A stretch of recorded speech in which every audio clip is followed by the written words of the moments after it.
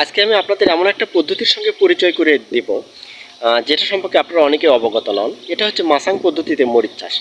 এই মুহূর্তে আমি একটা বাঁশের মাচাঙের সামনে দাঁড়িয়ে রয়েছি, আপনাদের সঙ্গে কথা বলছি, এবং এখানে দেখতে পাচ্ছেন আপনারা কিছু পরিত্যক্ত বোতল এবং অনেকগুলো মরিচ গাছ। আসলে এই বাঁশের মাচাং পদ্ধতিতে পরিত্যক্ত বোতলে মরিচ চাষ করা হচ্ছে। তো এই পদ্ধতিতে শুধু মরিচ না, বেগুন, পেঁয়াজ, রসুন সহকারে আমাদের পারিবারিক যে বিভিন্ন সবজির চাহিদা, এই চাহিদা মেটানোর জন্য এই পদ্ধতি অত্যন্ত গুরুত্বপূর্ণ এবং কার্যকর। যাদের জায়গার পরিমাণ কম, যেমন ছাদে বা পরিত্যক্ত জায়গায় যারা চাষাবাদ করতে ইচ্ছুক, বা পারিবারিক যে চাহিদাটুকু অতটুকু মেটানোর জন্য যারা একটু এটা ওটা চাষ করতে চান, তাদের জন্য এই পদ্ধতিটা অত্যন্ত কার্যকর। যেমন আপনারা দেখতে পাচ্ছেন, প্রথমে বাঁশের মাচাং আছে, এখানে এখানে বোতল আছে এবং এখানে মরিচ চাষ করা হচ্ছে। আমরা এখন দেখব যে এই গাছগুলোতে মরিচ কি পরিমাণ মরিচ ধরেছে। তো আপনি একটা গাছ আপনাদের দেখাই, এই যে দেখুন এই গাছটাতে এগুলো মরিচ আপনারা বুঝতেই পাচ্ছেন। তো এখানে প্রচুর পরিমাণে মরিচ ধরে আছে।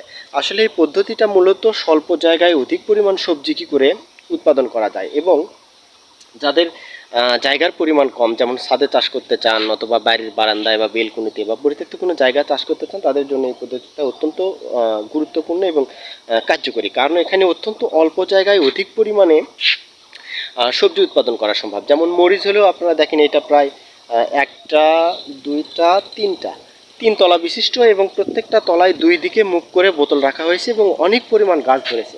তো এখানে এতগুলো গাছে মরিচ চাষ হচ্ছে, অথচ জায়গাটা কিন্তু খুব ছোট। আর আমরা জানি যে বর্ষাকালে সাধারণত বৃষ্টিপাত হলে জমিতে মরিচের গাছগুলো খুব দ্রুত মরে যায়, কিন্তু এই পদ্ধতিতে কোনো রোগ বালাই হয় না, কারণ এখানে পানি দ্বারা মরিচ মরে যাওয়ার কোনো সম্ভাবনা নেই, বা পানিতে প্লাবিত হওয়ার কোনো সম্ভাবনা নেই। ছোট্ট একটি জায়গায় অনেকগুলো চারা চাষ করা হচ্ছে, এবং আপনি চাইলে এটাকে স্থানান্তরিত করতে পারবেন। যেমন এক জায়গায় বৃষ্টি হচ্ছে, অন্য একটা জায়গায় রাখলেন।